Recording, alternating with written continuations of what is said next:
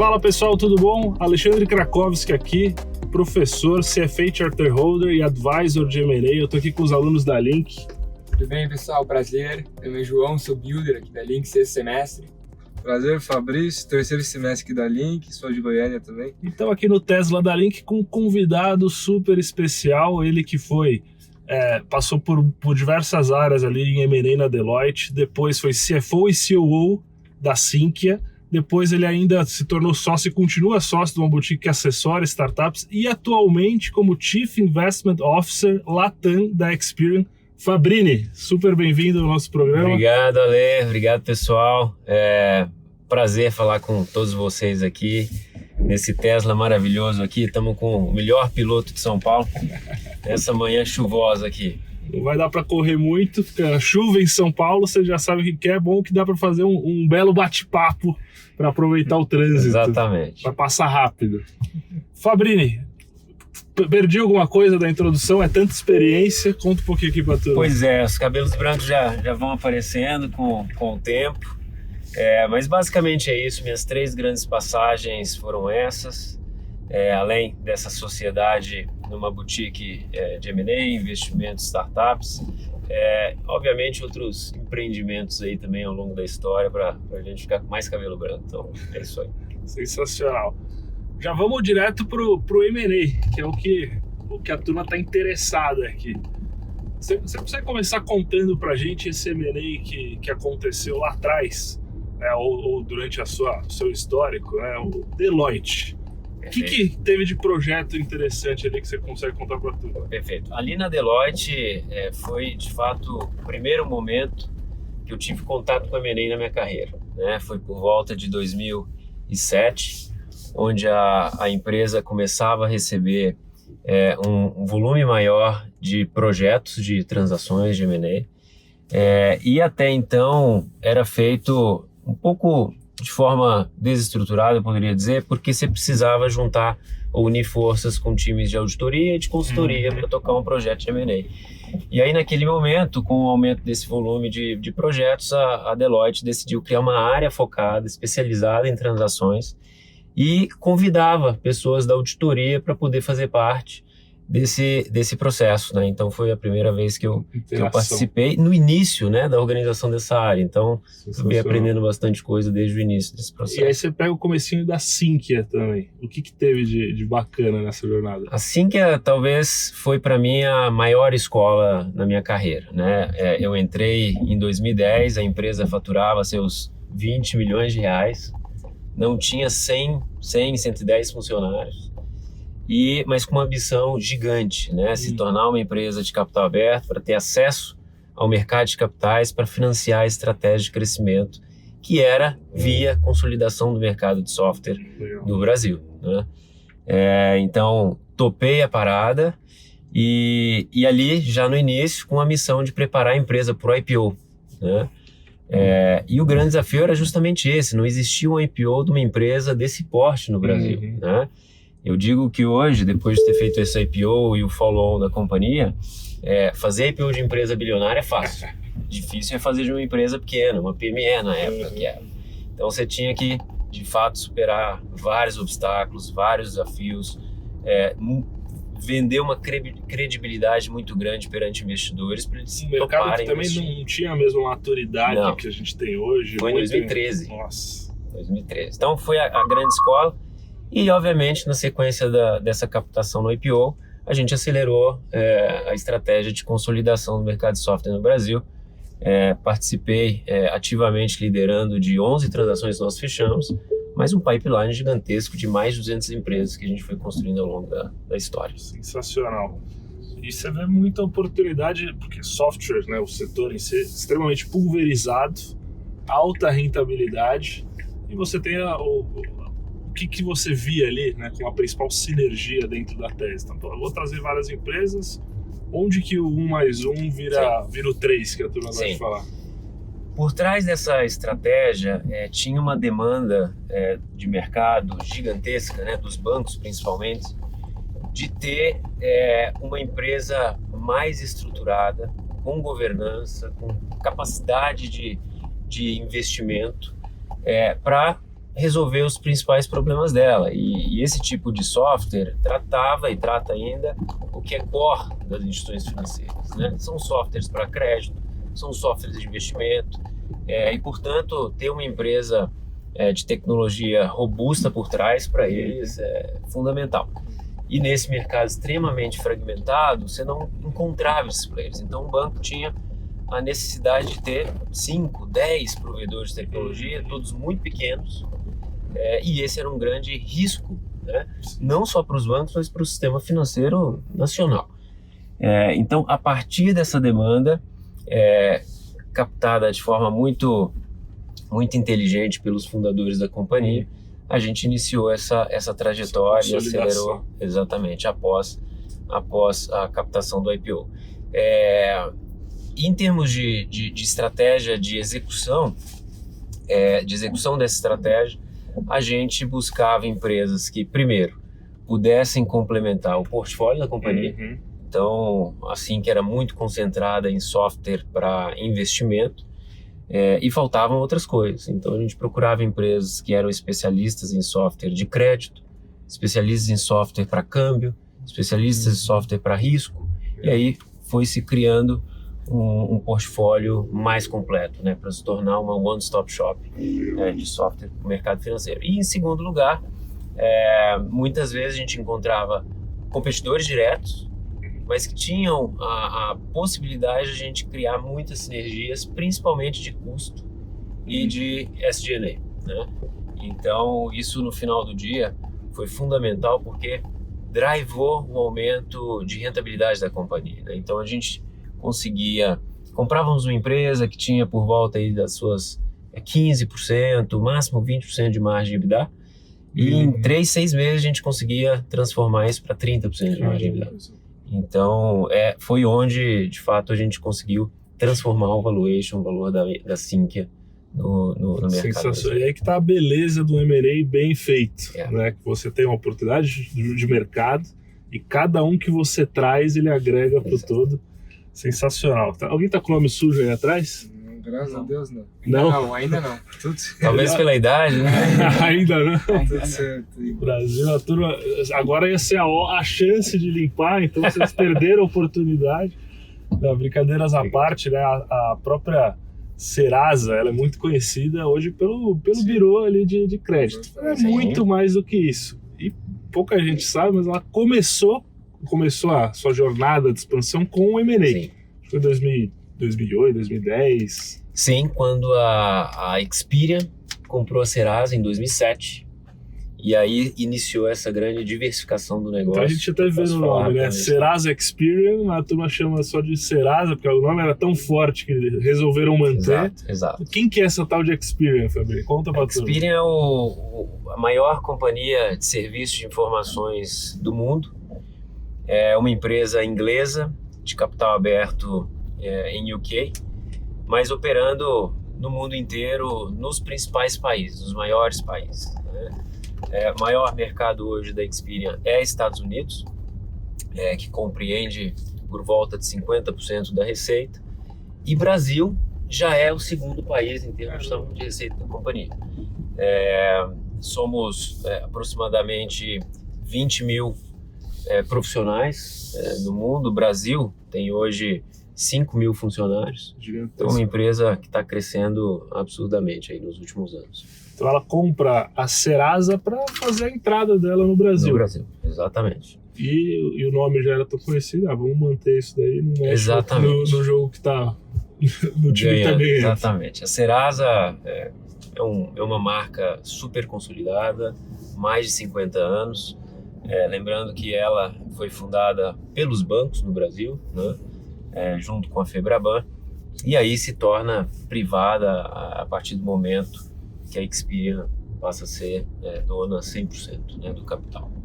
E para a turma que acha que é só o Biro, o que mais que tem no portfólio e como que vocês foram executando essa estratégia? Muito bom. Deixa eu dar um passo para trás só para contextualizar. A Experian foi fundamental nessa transformação da Serasa, né? A Experian, ao longo da sua história, ela também começou como um serviço de bureau de crédito, mas ela percebeu que no final do dia isso é apenas um caso de uso para o dado que ela consegue capturar de inúmeras maneiras. E com isso ela percebeu que se tornou uma grande data tech, né? O DNA é Big Data, o DNA é Analytics, Bureau de crédito é um use case, é um caso de uso. Então, com base nisso, ela falou, tá, mas quais são os outros segmentos, os outros casos de uso que a gente poderia também explorar a partir desse momento que nós nos tornamos essa grande data tech? Foi aí que começou uma jornada de diversificação, né? E aí, focando um pouco em Brasil, a gente começou com o business do consumidor, né? O nosso B2C. Hoje já são quase 100 milhões de brasileiros registrados no aplicativo, Caramba. onde eles já podem servir de inúmeras maneiras, né? Primeiro, educação financeira. Segundo, tem uma conta digital, tudo de graça, para que você possa pagar suas contas. Nós também criamos o nosso software de cobrança 100% digital, que é o Limpa Nome. Inclusive, a gente promove os feirões Limpa Nome para ajudar a população a resolver suas dívidas. E outras coisas que estão por vir. Acabamos de fazer uma transação da Tex, que é uma InsurTech, para a gente criar, de fato, o primeiro marketplace de produtos de seguro para essa população que está registrada no Serasa Consumidor.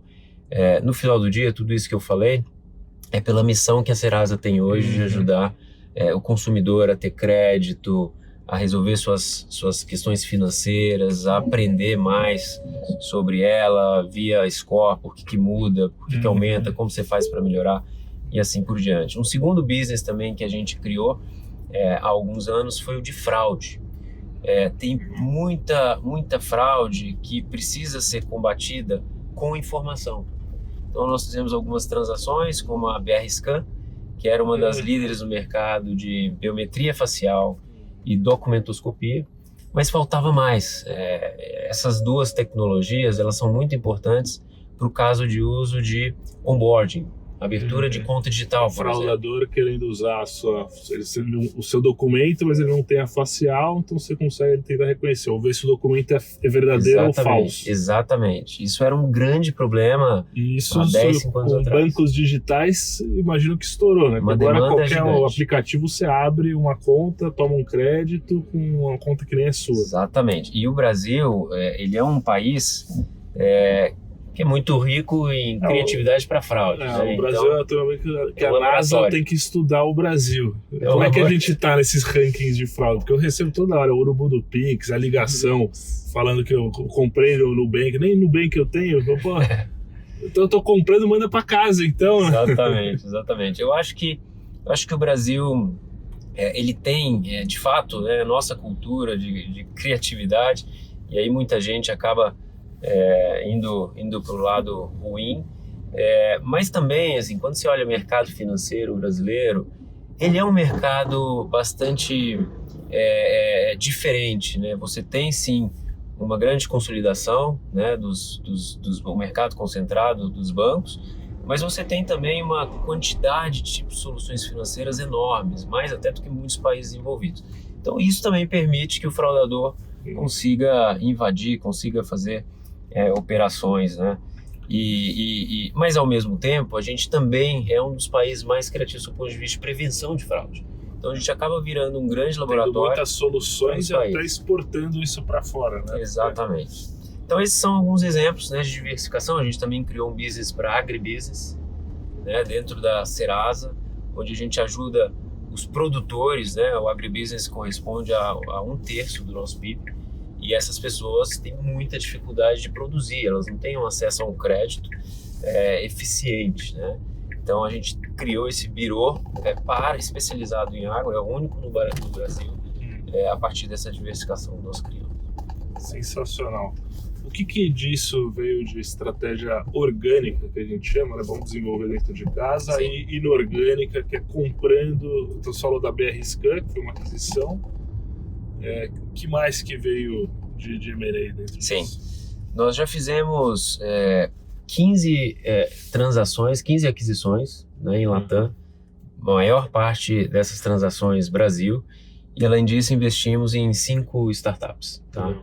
Então 20 investimentos nesse período de 4, 5 anos desde que eu entrei na companhia, justamente para estruturar esse caminho. A companhia, nós enxergamos o M&A como uma das formas de você inovar ou completar a oferta ou algum capability ou algum dado que ainda falta. Tá? Então, basicamente, esse é o papel do M&A. Nós temos também o programa de Venture Capital. Nós implantamos o programa de CVC da Experian globalmente no Brasil há 4 anos atrás. E essa também é um segundo braço dos precursores, de inovação. Porque a CVC, a gente tem um boom de 2 anos atrás, mais de 100 abriram. Sim. Vocês foram os que começaram a prática aqui no Exatamente. A gente acaba fazendo cheques um pouco maiores, então um portfólio mais concentrado, mas super estratégico, porque a gente quer inovar junto com essas empresas, né? E o terceiro, obviamente, é o orgânico. Nesses 4, 5 anos, eu diria que o M&A teve um papel muito importante, não só na diversificação, mas na geração de valor para a Experian como um todo, né? Quando você olha a estratégia do M&A na Experian, diferente da Sinqia, que era de consolidação, aqui a gente está buscando cobrir alguns gaps. Então tem muitos capabilities de tecnologia ou alguns tipos de datasets que a gente busca no mercado através das aquisições. Como que vocês encontram essas empresas e uma vez encontradas selecionam ali qual que é melhor? Porque eu imagino que você tem diversas opções. Sim. Qual que faz sentido trazer? Eu não vou trazer várias que fazem a mesma coisa. Sim. Essa pergunta é muito boa, Ale, porque o business que nós temos, né, sendo uma data tech, extremamente complexo. Eu diria que é muito mais complexo do que de software, que eu tive experiência durante 10 anos na Sinqia. E cada um desses segmentos que a gente está falando aqui, está dando como exemplo, tem um nível de complexidade muito grande, né? E no final do dia, para você ter convicção de fazer um investimento dele, você precisa conhecer profundamente aquele negócio, aquele mercado e explicar isso para a Experian, para o comitê global, né? Para conseguir as aprovações. Então, eu entendendo essa complexidade, eu criei uma estrutura onde cada uma das pessoas do time eu alocava num segmento específico. Então, eu tenho uma pessoa lá que desde o primeiro dia dela se focou especificamente, exclusivamente em fraude. Então, ela entende o que funciona para fraude no onboarding, na abertura de conta digital, o que funciona para account takeover, a fraude de login, o que funciona para fraude no e-commerce. É um né? time multidisciplinar com a área de M&A e o cara que vai validar o M&A financeiro, que está tocando o PMO, o processo. Aí você tem um especialista que vai dizer se aquilo é um produto bom ou não, quais são as falhas, o que a gente já tem, o que não tem. Isso, exatamente. Então ele conversa muito com o business, né? Com Eu os sei porque eu líderes passei dessa por área. esse processo recentemente. A gente estava negociando um cliente com a Serasa. Tá. E aí cada hora era uma área ali olhando, a diligência é bem feita. Ela é bem feita, ela é muito robusta, muito robusta. Quando eu entrei, eu me surpreendi com a organização. É claro que o processo acaba ficando mais longo, mas no final do dia é quase que uma certeza que o deal vai fechar.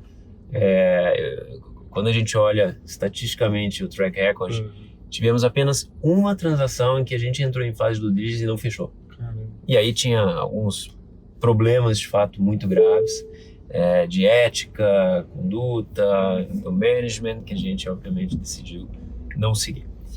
Então essa especialização ela permite que a gente consiga entender o market landscape, então as principais empresas que atuam em cada um desses segmentos, e obviamente, né, precisamos também colocar que a marca Serasa, ela por si só atrai de forma passiva logos, né, as principais empresas do segmento, então isso facilita muito o nosso trabalho.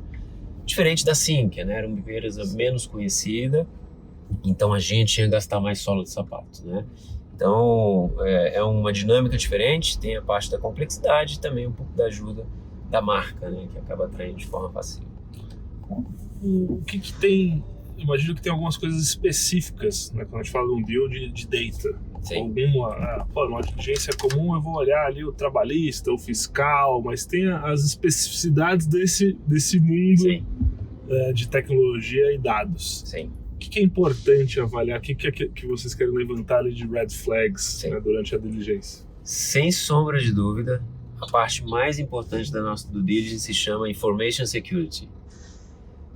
O business, sendo uma data tech, a coisa mais importante para ela é a segurança das informações. Tá?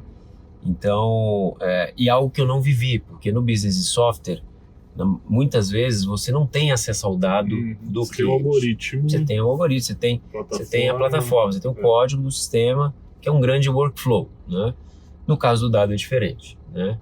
E aí você tem, por exemplo, uma LGPD, que a Serasa participou, inclusive, ativamente na criação, na formatação. Então, sendo uma data tech, a due diligence, né, a workstream de Information Security é, sem dúvida, a mais importante.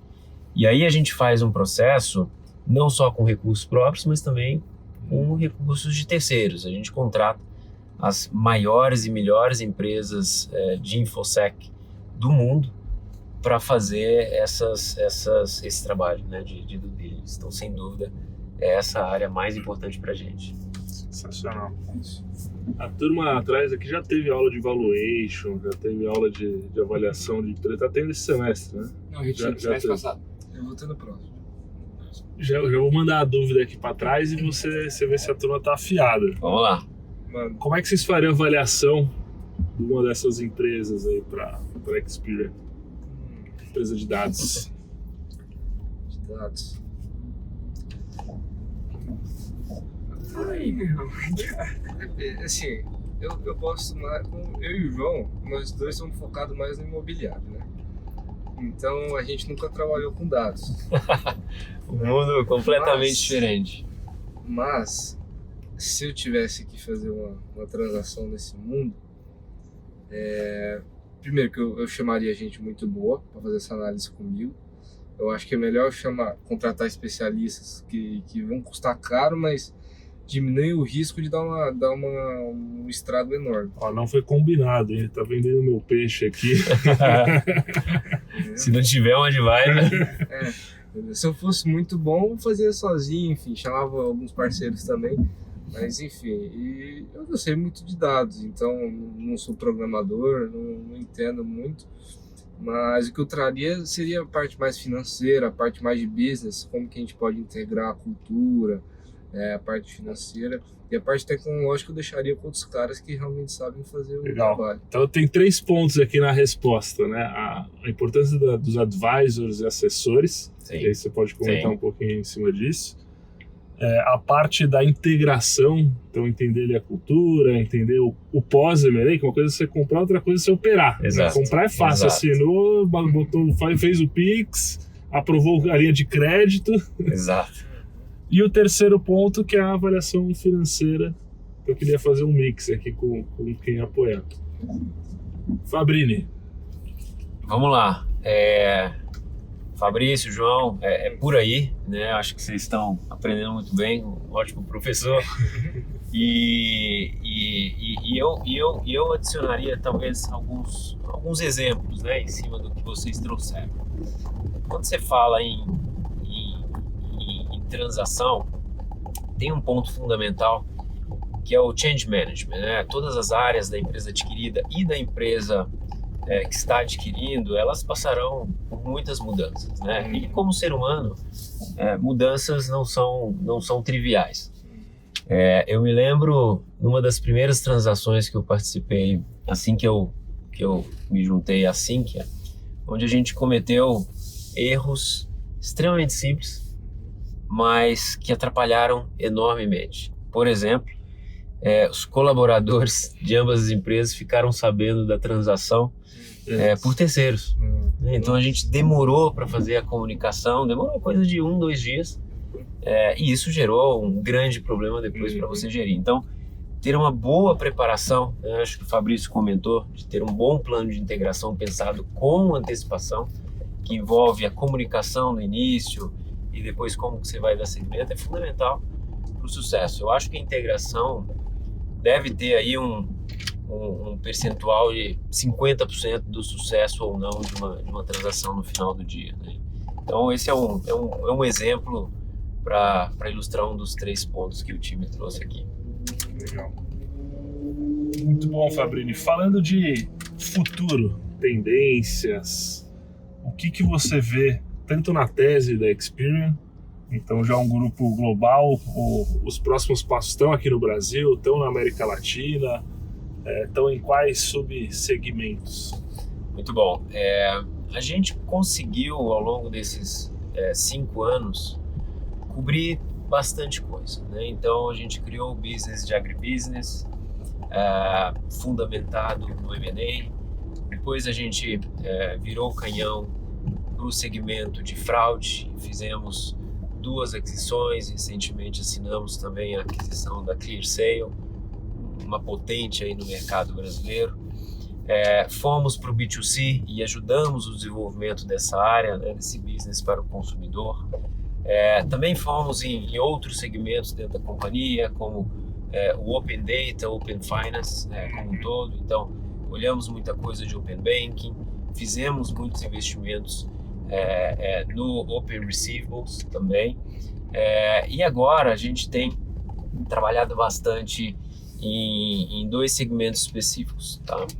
A gente acredita muito nessa agenda do Banco Central de abertura das agendas de recebíveis das companhias. E junto disso, né, nós temos também um segmento para as PMEs no Brasil, e a estratégia agora é criar um grande ecossistema de serviços, produtos, informações para as PMEs no país, da mesma forma, similar com o que nós tivemos para o consumidor, né, no nosso Super App. Então essas duas áreas, né, tanto recebíveis quanto de SMEs, é sem dúvida um dos focos que a gente tem para o curto prazo no momento. Do lado de SMEs, qual que é a ideia, né? A gente aprendeu que nós temos uma ineficiência de mercado gigantesca para as PMEs no país. Hoje são aproximadamente 20 milhões de CNPJs, uma taxa de mortalidade gigantesca. Não tenho aqui dados muito atualizados, mas é por volta de 50% dessas empresas que morrem num prazo de 5 anos, tá? E um dos motivos disso é a falta de acesso à informação, à educação, e também a crédito, mas um crédito justo, né? Affordable, um crédito bem precificado. Um crédito PJ ali de 30% ao ano, não tem negócio que sobrevive. Não tem empreendedor que consegue gerar negócio e, consequentemente, gerar emprego, renda para o país, né? Mesmo com essas dificuldades, só abrindo parênteses, o segmento de PMEs no Brasil, ele corresponde a 1/3 do PIB do país e emprega 50% da força de trabalho total. Então, imagina se nós, como Serasa, conseguirmos resolver esse problema para o Brasil, né? A gente vai duplicar esse país, gerar mais oportunidade, mais renda, diminuir diferença de renda, etc. Então, o que a gente quer fazer? E um dos motivos dos bancos não conseguirem dar um crédito mais justo, ou sequer dar crédito, é a falta de informação sobre essas empresas. Geralmente é um empreendedor novo, um CNPJ novo, então não existe informação dentro dos bureaus de crédito sobre elas, né? Então, o que a gente quer fazer? A gente cria um grande ecossistema, a PME pode entrar lá, ter serviços, boa parte deles, de graça, como ver o seu score, entender o que está acontecendo, como ele pode melhorar ao longo do tempo, serviços de educação, serviços de gestão financeira, eventualmente contabilidade, e tudo isso nos ajuda também a ter informações sobre eles, para que eu consiga ajudá-los ali na frente a conseguir um crédito melhor, né? Então, no final do dia, a gente está com essa grande missão de ajudar as PMEs nessa sua jornada financeira e de crédito no país, né? Então, certamente o M&A, respondendo sua pergunta, vai ter um papel fundamental. Eu estou falando de curto prazo mesmo. A gente quer, nos próximos 12 meses, conseguir executar e criar esse grande ecossistema. Então, todos esses tipos de serviços que uma PME precisa no Brasil é onde a gente vai estar focando os esforços para fins de M&A. Fabrini, eu diria que hoje é seu dia de sorte, então, porque para executar essa estratégia, eu tô com um cheque aqui para te dar. A gente coloca o cheque, você também investe em startup, você tem a botica, isso na startup que você conheceu o sócio, que você fez a diligência, viu o histórico. Então esse é um dos fatores ali de começo. Então, como vocês aprovaram a conversa? Tá doido. Então vou colocar aqui o cheque, ó. Esse aqui é de $1 bilhão. $1 bilhão. Merecido. Então dá pra $1 bilhão. mereceu, né? Demais. Merecido? Demais. Muito bom. Vamos usar muito bem esse recurso para gerar mais riqueza. É isso. Vamos multiplicar algumas vezes esse Então bilhão. esse é um bilhão sentimental para os muitos bilhões que vocês vão girar aí para a economia do país. É isso aí. Fabrini, super obrigado pelo programa. Obrigado, Estamos Ale. já chegando aqui de volta na Link. Esse foi o M&A de Almodon, a hora do M&A. Até o próximo episódio. Obrigado pela oportunidade. Abraço.